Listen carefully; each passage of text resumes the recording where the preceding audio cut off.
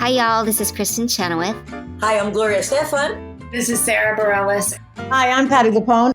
This is Lin-Manuel Miranda. You're listening to the Broadway Podcast Network. My dad works in B2B marketing. He came by my school for career day and said he was a big ROAS man. Then he told everyone how much he loved calculating his return on ad spend. My friends still laugh at me to this day. Not everyone gets B2B, but with LinkedIn, you'll be able to reach people who do. Get a $100 credit on your next ad campaign. Go to linkedin.com/results to claim your credit. That's linkedin.com/results. Terms and conditions apply. LinkedIn, the place to be, to be. So good, so good, so good. Great brands, great prices. Everyone's got a reason to rack. I mean, look at these Uggs. Because they have framed jeans. Just so many good brands. Levi's, Marc Jacobs, Nike, Rag & Bone, and more are at Nordstrom Rack stores now. You'll never know what you'll find, but you know it's gonna be so good. Great brands, great prices. That's why you rack. There were several people, including a former guest, who were all in the DMs defending Glinda. Should we out? No. Let it be known that there is an Elphaba out there who is a self-professed Team Glinda. Who's hashtag Team Glinda, and I quickly slid into her DMs to reprimand her. My name's Quincy. My name's Kevin. And this is Sentimental Men. But keep your thumb away from that skip button. We're here to talk. And maybe scream. About our favorite women in musical theater.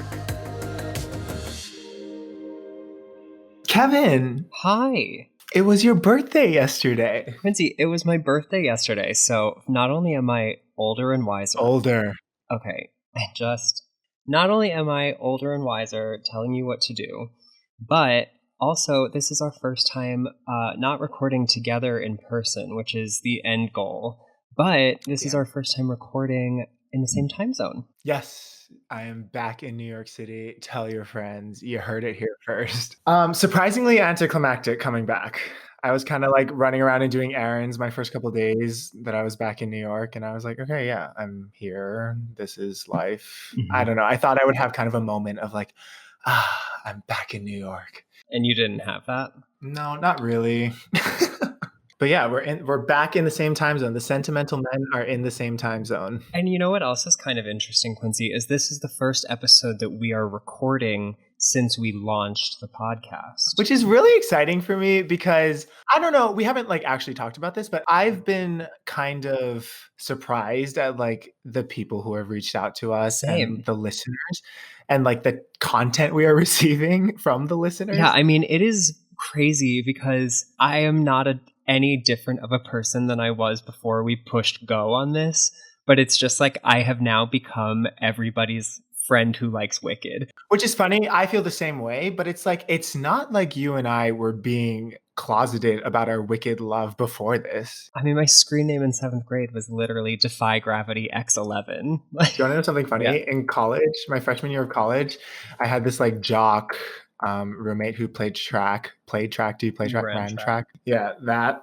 My alarm every morning was Defying Gravity. Hysterical. The song from like the cast recording. And I kept it that way so that every morning, as soon as I heard Kristen Chenoweth going, Elphaba, I would have to get up immediately because I didn't want him to like hear that Defying Gravity was playing to wake me up. That is funny and sad, Quincy. Do you need to talk about that?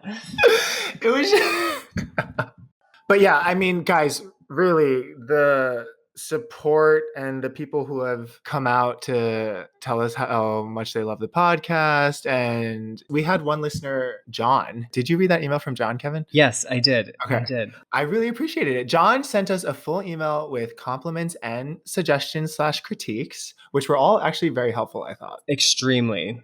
But even more than the listeners who have been reaching out, it's been nice. We've had a few different podcasts offer us some words of encouragement or advice or things like that. My friend Mo over at the Ensemblist just last week featured a clip of our Stephanie Torrance episode to kind of like recommend it to his listeners, which was really cool. Incredible. I know. So I think if you do not go listen to the Ensemblist, I highly recommend it. It is the first podcast that I ever worked on, and it is a celebration of all things theater, all things Broadway. So I recommend it. But guys, since we've last spoken, we have President-elect Joe Biden. Ooh. Oh!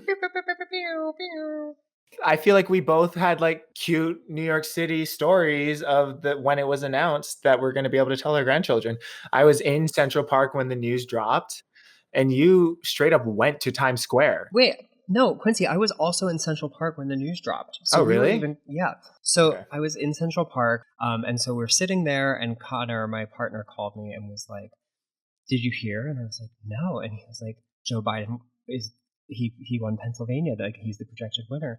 And so then me and my friends started screaming, and then like people around us didn't know what we were yelling about, so we were like, "He won! Like Biden won!" And then like all of Bethesda Terrace just like erupted into applause. It was crazy. I mean, it was wild. What happened with you? I was walking through the park and then I got like the push notification. I was with my friend and I was like, oh my God. But then like I think 2020 has just put me in this mindset where I was like, no good news is ever actually good news. So in my mind, I was like, I don't know, this isn't real. I don't know. But then I started hearing people screaming. It was just like such a beautiful, beautiful weekend. I feel like I have been living in the Wiz Live on NBC performance of Can't You Feel a Brand New Day for the last week and couple of days. You know, I have been living in that headspace, and it's been great. It's been fantastic. I have no complaints. But Quincy, it's almost time for us to be joined by our illustrious guest today. But before we tell people who it is, why don't you give me a little Stuck on SJB? So, for this week's Stuck on SJB, I feel like it's obligatory. I had to do this, and you're going to know what I'm talking about. Stephanie J. Block posted on Instagram the day that Biden was announced. She posted a video of herself sitting in her car, just taking 3 deep breaths. Breathe in, breathe out, breathe in, breathe out. And she just goes, I haven't felt this in a long time. And I tell you, when I watched her, I almost cried watching that video. I was like, yeah, like she's speaking for all of us. We truly, like, it was just such a sense of relief. And like, sure, there's so much more to do. And like, this is not even like, this is just the beginning of like what's to come. But that day that Biden was announced, I feel like everyone felt such a sense of joy and happiness and calm, and seeing that Stephanie J. Block video just really like put me over the edge. And I think I had watched it right after I watched Joe and Kamala's acceptance speeches. And so it was just like a very like emotional time. So that's my Stuck on SJB. Thank you so much, Quincy. So should we introduce this guest? I think we should. So this guest came to us in a roundabout way, which I think we'll get into when she arrives. A roundabout way. Oh my God. Let's leave that in. This podcast came to all of you in a roundabout way. The guest that we're having on in a few minutes is Emma Hunton. Ooh, so good. Who some of you may know as Ilsa in the original Broadway production of Spring Awakening, as Natalie in the Broadway and touring production of Next to Normal, as Elphaba, of course, on tour, as Ellie in Disney's hit musical Freaky Friday. Yeah, it's signature, right? Yeah. I also think they did it at La Jolla. Oh, I think it was like making the rounds. God, she's busy. She's booked. And she's booked, now she's a TV extra star. Booked. Yeah, because now she's starring as Davia on Freeform's Good Trouble. She's amazing. You know, I saw her in the original Broadway production of Spring Awakening, and I saw her on tour in Next to Normal. Oh, wow. So you're like an Emma Hunton stan. So I'm quite familiar with her body of work. Yeah. I saw her in, we didn't even mention it. I saw her in The Mad Ones off Broadway, the Kerrigan and Loudermilk musical, which was like very, very good. Yeah, I still listen to that cast recording. Here's the thing about Emma Hunton. I took a second to really like pick apart her Elphaba and watch some bootlegs and whatnot. Yeah. And Emma Hunton is an actress. 100%. I mean, she is like, okay, here's what I have to say about Emma. I like her because I'm not worried about her.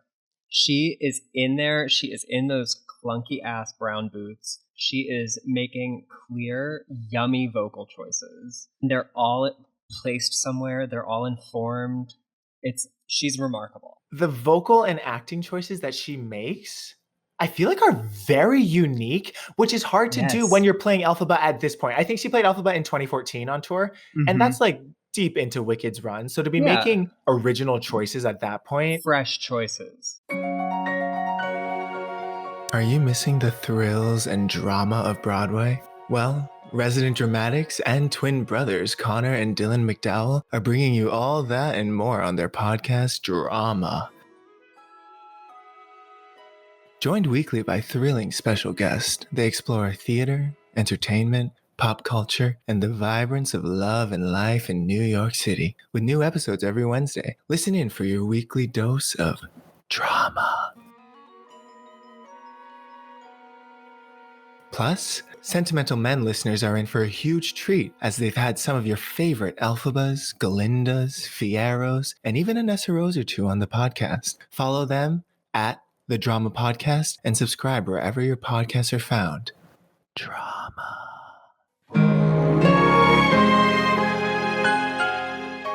Well, Emma, thank you so much for joining us. This is so exciting. Thank you for having me. I'm so stoked to be here.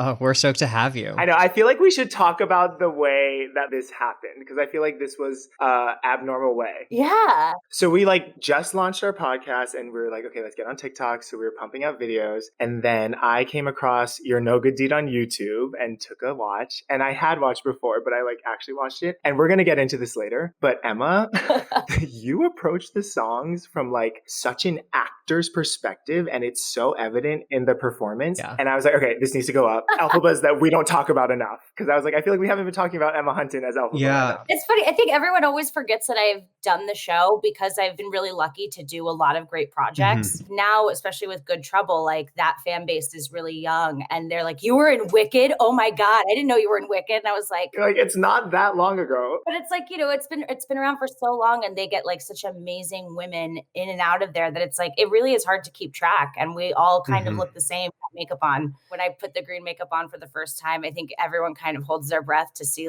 is it going to be a cute Elphaba? Yeah. And I remember when I came out, everyone was like, oh, you're so pretty. Oh, thank God. It sounds like you guys were worried. Yeah, right. So then we put that video up on TikTok and it came up on your For You page? It popped up on my For You page, which is funny because I don't get a lot of musical theater. Yeah. But I've been liking stuff because my best friend is Lindsay Pierce. Yes. Stuff of hers pops up. I've been liking it. So I think because of that, Wicked started popping up. Your guys' page started popping up on my For You page. And I was literally downstairs with my roommate. And it was one of those things where I scrolled and set the phone down to look in the fridge. And I poked my head around. I was like, I think that's me. we were freaking out for 5 minutes. I was like, this has never happened to me before. But yeah, so then we slid into your DMs and we were like, come on the podcast. And you were, here I am. And here we are. Yeah. Oh, gosh. So I guess to start it. How did Wicked first come into your life? Not necessarily as an actress, but when did you first remember hearing about the show Wicked? So the first time I ever heard about Wicked was the Tony Award performance. I was probably 12 when it came out. And I remember it was really hard to sing and it didn't stop me from straining my vocal cords to try. I think every girl in theater. And 11-year-old boys. It's you're just pushing. You're I don't know how someone does this 8 times a week. And then my mom got me tickets to go see Wicked with Eden Espinosa at the Pantages. And then I became friends with Eden later, and she was kind of my guru when I went on tour. So it was a very I even have goosebumps talking about it. It was very in the movie montage of your life. You can see kind of all the moments where they line up to be who you are, and that was a big one. So did you end up seeing Wicked multiple times before you were in it, or was that kind of the only time you saw Wicked? I didn't really see Wicked again until I had moved to New York. Oh, okay. Actually, no, that's not true. I saw my friend Lily Cooper in it on tour. Speaking of Elphabas we don't talk about enough.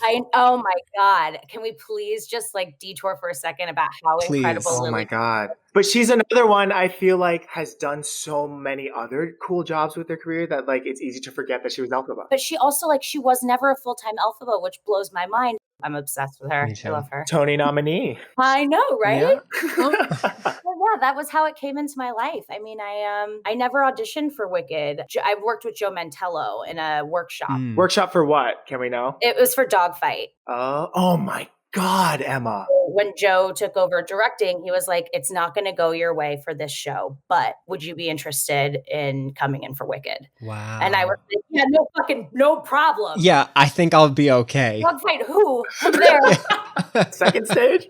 I think I was like probably 20 when we started having these conversations because I didn't go in for another year. Okay. And I didn't hear anything for like 6 months. And then I was doing Witness Uganda in Boston. And my agent called me. She's like, okay, so I'm coming up to Cambridge with your Wicked contract. Had it been on your radar prior? Like as an actress? Were you like, I want to play Elphaba?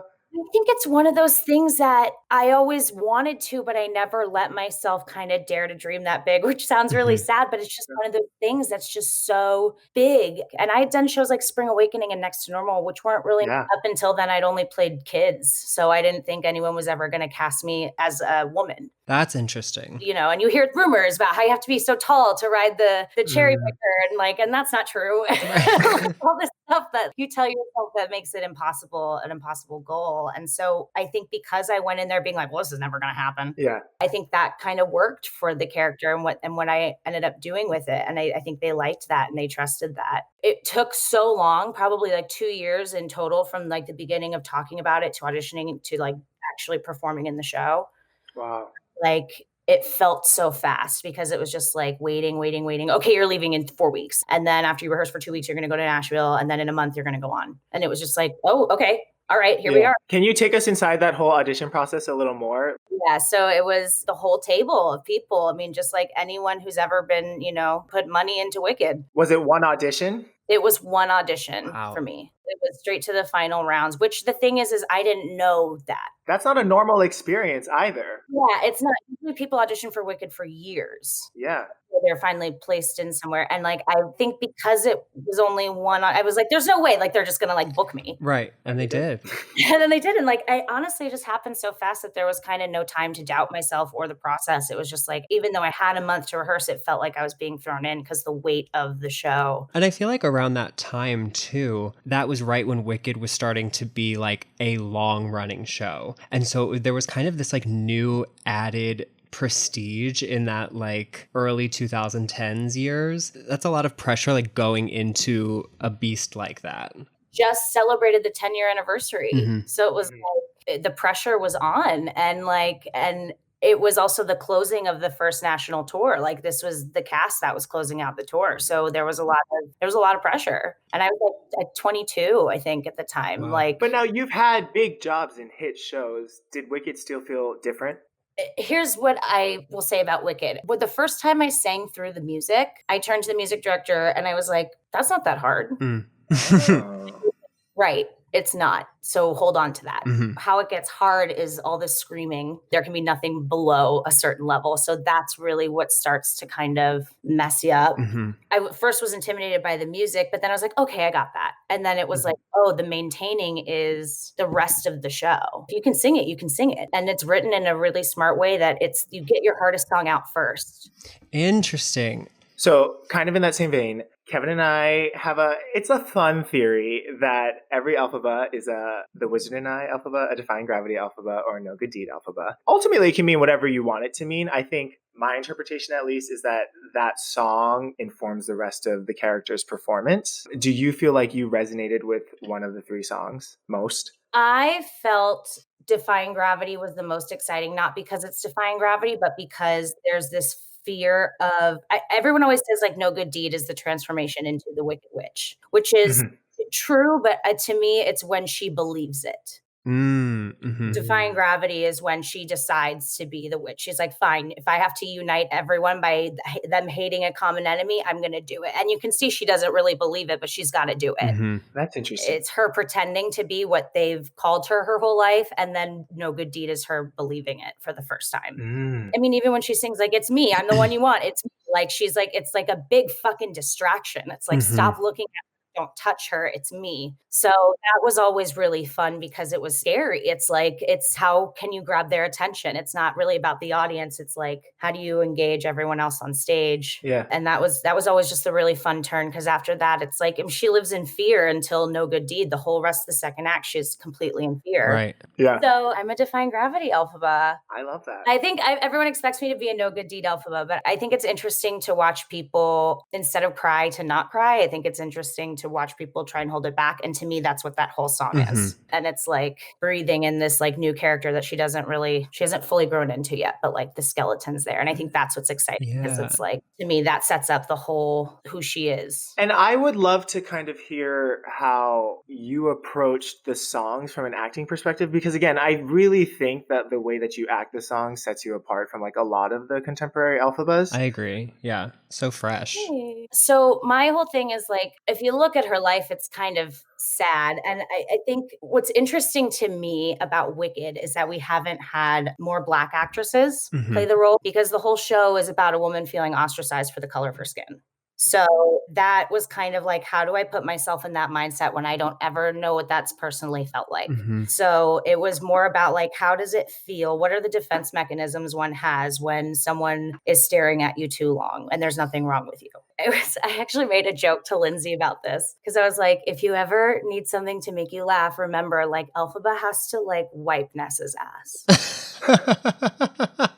Emma. You know what I mean? Like, that's the life. And it's funny, but it's that's the life she lives. You know what I mean? Like, she's picking up other people's shit. Yeah. That's where she like gets her sense of humor and her sarcasm. It's like, at the end of the day, you know what I mean? So I think it's just like, it was finding all the things that make her human and things that separate the magical fictional world and what brings it together with my world and what reality is to me. And because the songs have been sung so beautifully by so many powerful women before me, I knew that there wasn't really anything really special that I could bring, or something new I could just kind of pay homage to. But you do, Emma. I mean, I put my own spin on some stuff, but like the way that I was going to be able to connect with the material was by looking at it like a play, like a straight play. Was that hard to do with such a long-running show? Once a show reaches a certain point, you're kind of like, it's Wicked. You don't think of it as like an artistic piece necessarily, maybe? I mean, it's hard because it's definitely, they like things a certain way and, you know, it's worked. So if you have a new idea, it's really got to be good and it's really got to be worth it for them to break their pattern. So I was really lucky that I had a stage manager and that Lisa Liguio was really cool with me switching some things up. And there were some things that I did that they were like, okay, you can't do that. But I think that happens with every album, you know. Was it like a riff? I did get in trouble for my No Good Deed riff, but that happened like 3 months before I left the show. So I was kind of confused. I was like, what? You're like, I've been doing it. I got in trouble for doing the witch voice during Defying Gravity. Oh, that's interesting. A little too witchy.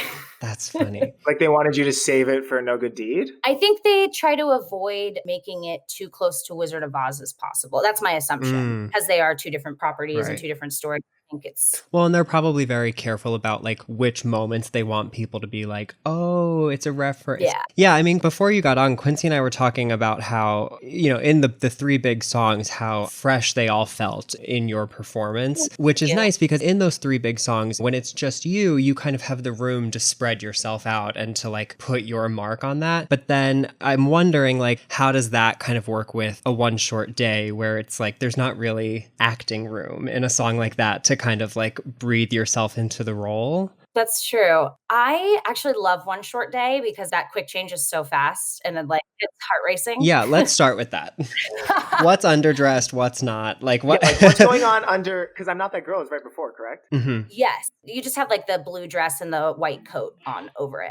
You just like unzip and step out of it, and then you step into dress and they zip it up. But the fun thing about One Short Day is that if you call out in the middle of the show as an Elphaba, which usually happens around Wizard and I, it takes until One Short Day, and they swap you out at the quick change. Oh, I never realized. I knew that One Short Day was the swap time, but I never realized that it was like a Wizard and I were making this known and it takes that long. Oh, yeah, because they have to get them green. Right. Yeah. You have to truck through. Happened to me one time, and Emmy Raver Lampman, who is significantly taller than me, she came on like 6 foot tall, and I was like, that's not me. Is the quick change like you got it down, or was it kind of a little stressful? Quick change you got down. You have a dresser and a wig girl there, and they're basically just doing everything for you. Got it. There were a couple times when like zippers would get jammed. If that happens, you just kind of sing your part off stage while they fix it. Kevin, does Glinda change costumes in Yes, this? she changes costumes, Quincy. I'm only ever looking at Elphaba. I know, it's your fatal flaw, Quincy. Yes, Glinda does change costumes. I can't. I had just as much anxiety watching Lindsay do the show because every time a quick change would come up, I'd be like, you got this, you got this, you got this, you got this. Lindsay Pierce sent us the audios that you took when you went to see her as Elphaba. And we like hear your squealing in the background. It's so cute. Crying and screaming. Let's transition to that. When a close friend of yours books a role that you've done already and kind of put your mark on, what is that like? Because I would imagine as a friend, it'd be weird to be like, oh, let me give you some advice. Right. The thing I love about Lindsay, which is why our friendship is so wonderful and so beautiful, is that on paper, our friendship does not make any sense. We completely get each other. And like, I wouldn't have my TV show if it weren't for an audition that I didn't get the sides to in time. And Lindsay sent them to me because she went on the audition. That kind of girl, you know what I mean? And it's like, and I've always been that kind of woman. So it was like a kinship when we found each other. And I met her after I did Wicked. That was one of the first things I said. I was like, you have to be Elphaba. Yeah. Why haven't you played Elphaba? I was like, this would be so easy for you. So when she found out that she got it, she called me in the middle of CVS and she was like, I don't know what to do. It felt like I had booked the show all over again. Really? It really was such a full circle moment. I met Lindsay the week I left Wicked. And so to go back and see her in the show, it just felt like it all full circle. Did you give her any kind of like, okay, this is how it's actually going to be. This is how we need. No, not at all. I let her figure it out for herself. And then it was like, if anything, I've always been like, isn't it funny how? Blah, blah, blah. Yeah. And she'll be like, exactly. There's things that I can joke around with her about now that she wouldn't have understood before, but now she can. I would never, that girl is so much like, she's such an incredible actress and incredible singer. She does not need my help. I need her help. So back to One Short Day. I think this is like the first moment that Elphaba gives into feeling joy for real. Like, I feel like she's very guarded up until this point. I think it's definitely a giddy moment because it's the first time, she says it's all green. No one looks at her weird. And that was always an emotional moment for me because it was like, no one's pointing, no one's laughing. Like for the first time, I'm somewhere where I belong. And it's like, that was how I felt when I moved to New York after being a theater kid in LA. And I think that's kind of what it is for Elphaba. I think it's like that moment where first time, like, everyone's got green glasses on. I imagine that she probably thinks everyone thinks she's royalty. If she's like got the money to afford to dye her skin green. Yeah.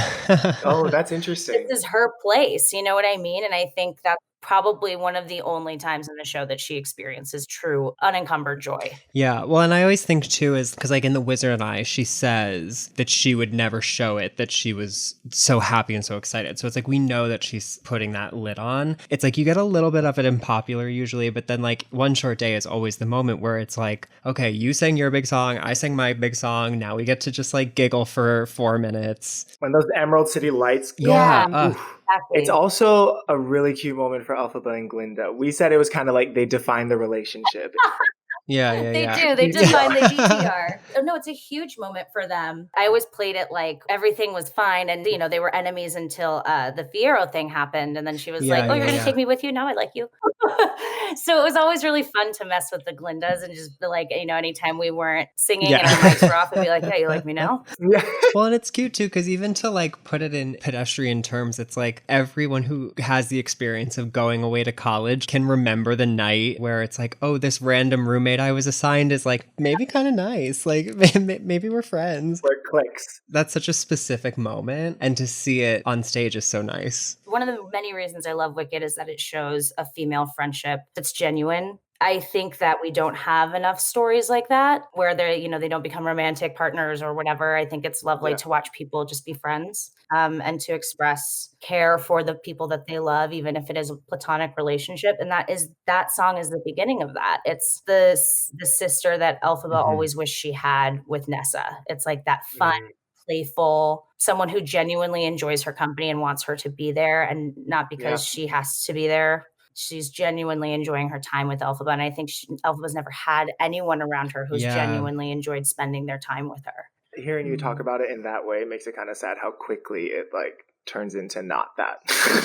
It's her life is sad. Like Yeah. she reminds me of like those people. My mom was like this. God rest her soul.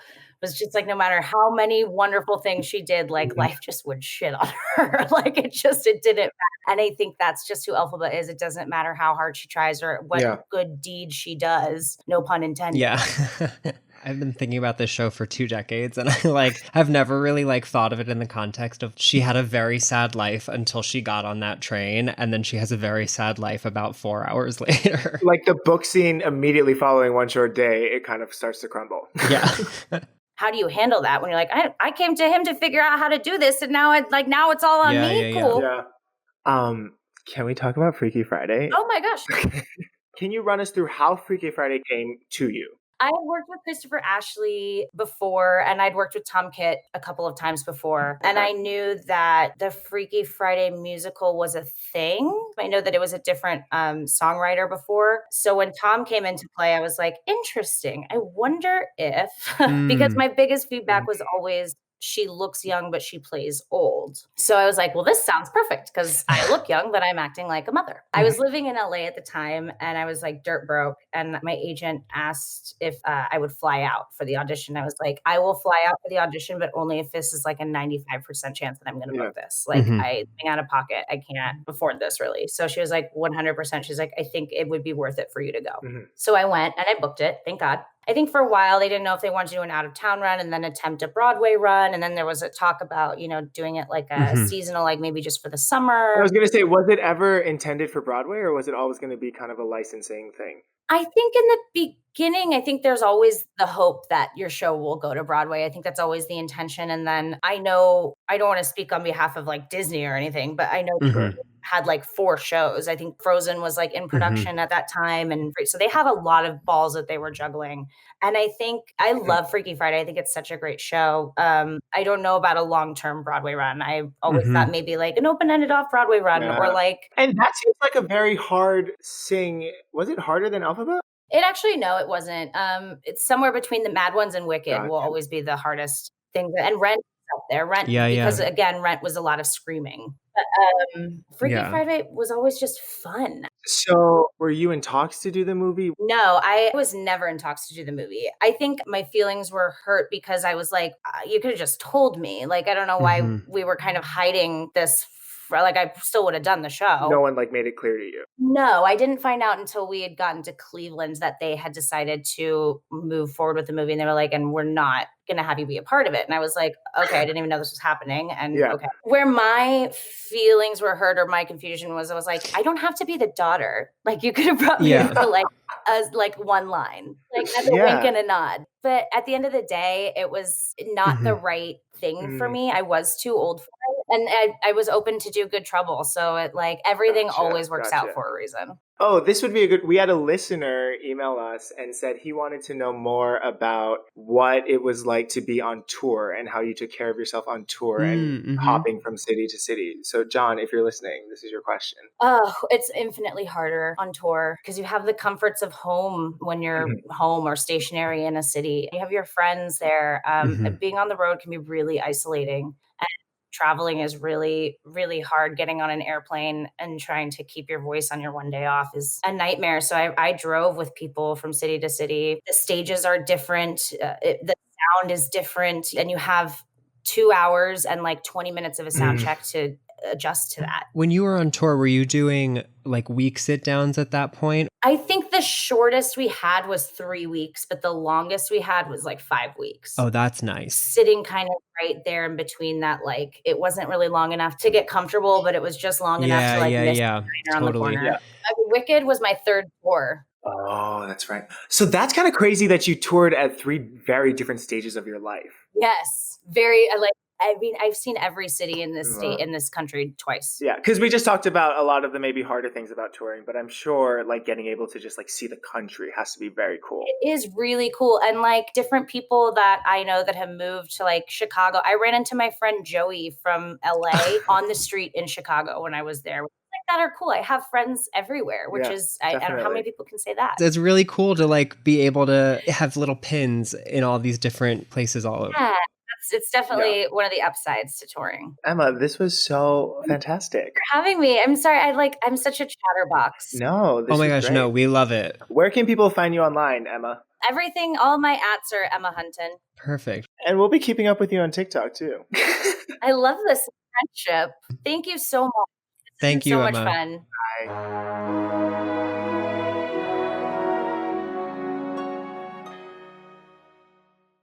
Emma Hunton, thank you so much for coming on our podcast. I know. Gosh, kind of going back to what we talked about at the beginning. I'm like, who are we getting Emma Hunton to be on our, are we This American Life? Because I mean, I was like a teenager during the original production of Spring Awakening. Yeah. And so like that was such a cool time to be a teenager theater kid because it was like, not only are there Broadway stars that are my age, but they're also like in this cool show. Like people think they're cool. Anybody who was in Spring Awakening was somebody that my whole generation was like zeroed in on. And so it was a little like a high stakes for me today. I'm not going to lie. We totally forgot to mention that she was Maureen in the off-Broadway revival of Rent, which I'm so glad she mentioned in the interview. Yes. Adding to the list of Elphabas who have also been Maureen. I think there's only 2 Maureens who were Glindas. Of course you're going here. Kendra Cassabaum. Annalie. Yeah, that's the only 2 I can think of. Kendra Cassabaum. She could do Elphaba and Glinda. And there's only a few Glindas who I think could also be Elphaba, apart from Louise Dearman, who has actually done it. A pipe dream I had, which if you follow us on TikTok, you'll know because I've been talking to the TikTok followers about this, is I always dreamed that Patty Murin and Mamie Paris would take over on Broadway. As which way? Oh yeah, I switched like gears on that one. I switched gears. Patty Murin could do Elphaba, but I did want her to do Glinda on Broadway with Mamie Paris. Quincy, did you know that when you call or text me, the picture that comes up is Patty Murin as Glinda? Wait, are you serious? Yes, because you, a long time ago, sent me like an autograph that you had from her that said to Quincy, like Patty Murin. And I just thought that was so cute and like adolescent of you. So that's what comes up when you call me now, is that production photo of Patty Murin with her signature on it. I love that you say so cute. Okay, you want to see? Yeah, I do. That's it. That's there her. She is. Nice autographed Patty Murin photo. Okay, I feel like she was blowing my mind with some of her choices and the emotional connections that she was making.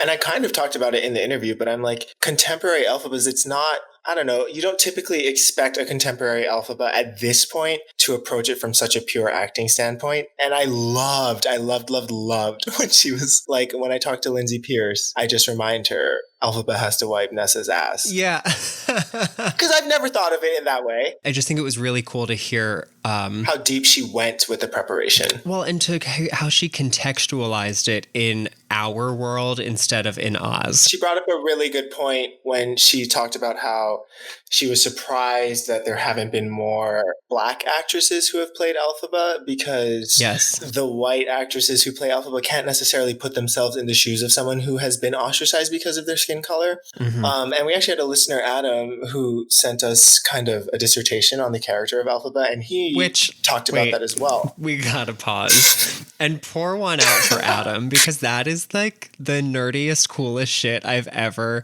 He wrote like a big ass thesis PowerPoint PDF. I just think Adam is a sentimental man. Adam is an honorary sentimental man. 100%. And we both read that word for word. Like it was, thank you for sending that to us, Adam. We loved it. Thinking back to when we went and we saw Hannah and Brittany Johnson was on as Glinda, the dynamic between a Black Glinda and a green Elphaba was so interesting and different, because it's like, okay, so now this is saying a whole different thing about that conversation in Oz. Having a Black Glinda be kind of the popular it girl. Well, and the night we saw it, the 2 friends were also Black. So it was the 3 of them. That was cute. It was great. I love it. You know what I love too is the idea that like royalty in the Emerald City like paint their skin green, which is also kind of a loaded metaphor.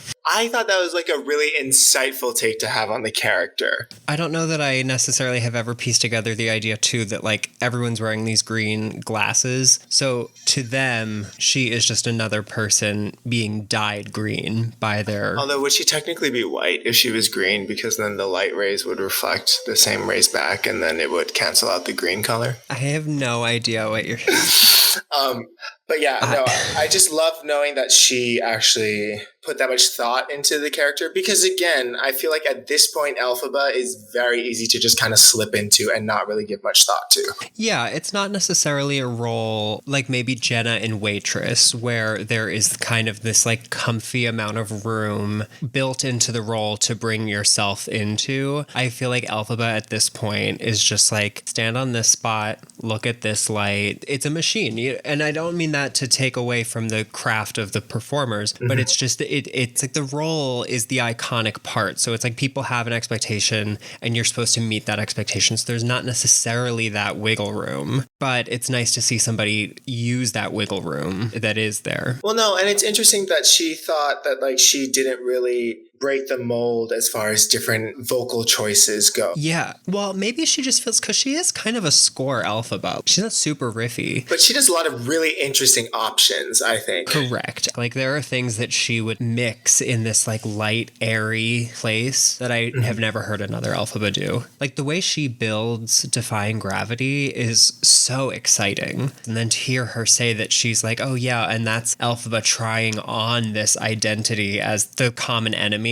And then by the end, she's trying it out. And I was like, okay, that is exactly the vocal energy that I was picking up on. I think it's time for Kevin's Glinda Corner. Oh my God.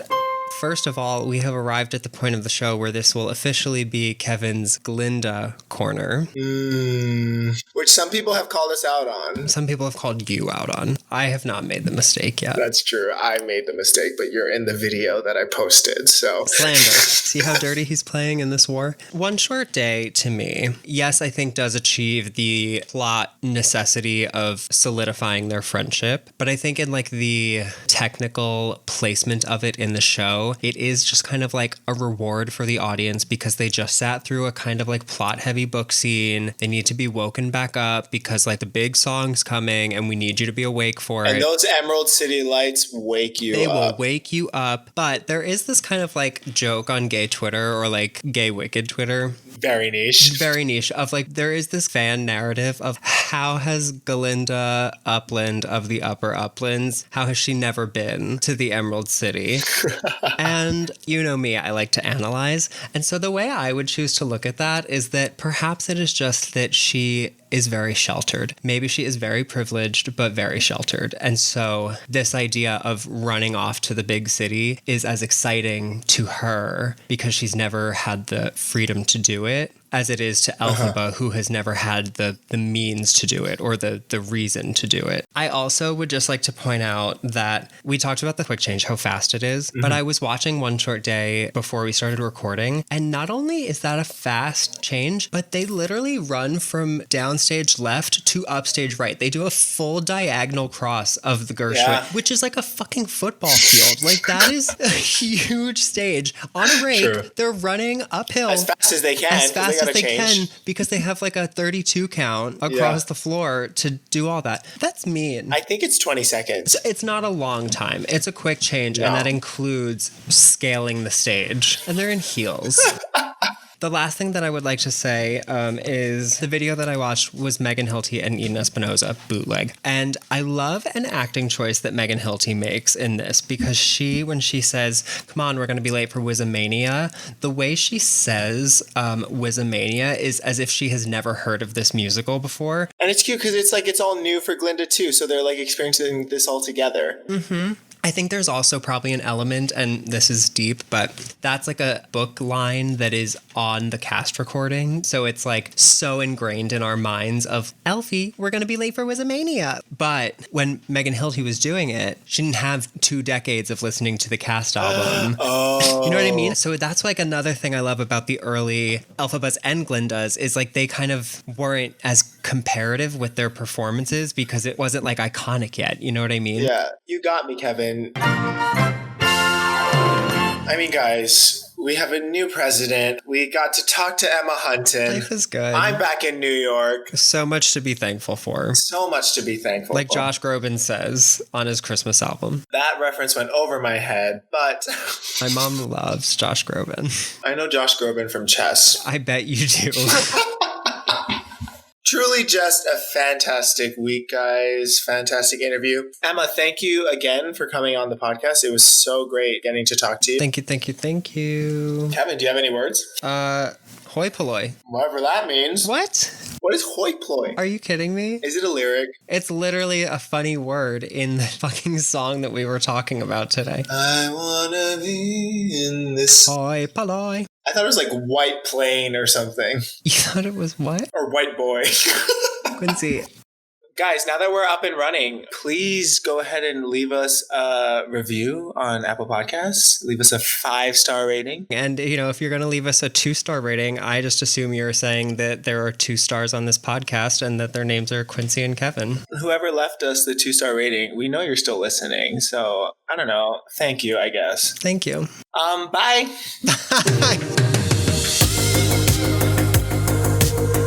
You've been listening to Sentimental Men. This episode was produced, edited, and hosted by Quincy Brown and Kevin Bianchi. Thanks to Julie DiMarzo for our thrilifying artwork. And thanks to you for tuning in.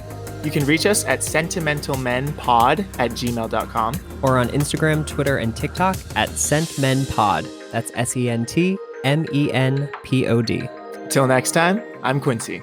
And I'm Kevin. If I had ever sent my tape in for the Glee project, I think Lindsay Pierce and we would have a podcast right now. Oh my God. So lucky you, I never did. Jesus Christ. That's the outro bit. Yeah. That's the end tech. Disney's Aladdin on Broadway is among the longest running shows in Broadway history. But did you know that it almost never came to be? We walked out of Seattle thinking, okay, we don't have it. We have a lot of work to do. But against tremendous odds, in March of 2024, they celebrated 10 years on Broadway. Disney did a great job because they really took the notes. Go behind the magic and listen to this never-before-heard story, the magical making of Disney's Aladdin on Broadway. Available everywhere you can get your podcasts. Get Labor Day savings on appliances at PC Richard & Son. All the top brands, now up to 40% off. Plus, get up to $800 in additional savings on qualifying appliance purchases. And now, through September 11th, use your PC Richard & Son credit card and get 12 months special financing on appliance purchases totaling $9.99 or more. Plus fast and free delivery. The Labor Day sale at PC Richard & Son. Free delivery excludes Manhattan. Financing subject to credit approval. Minimum monthly payments required. Some exclusions apply. See stores for details.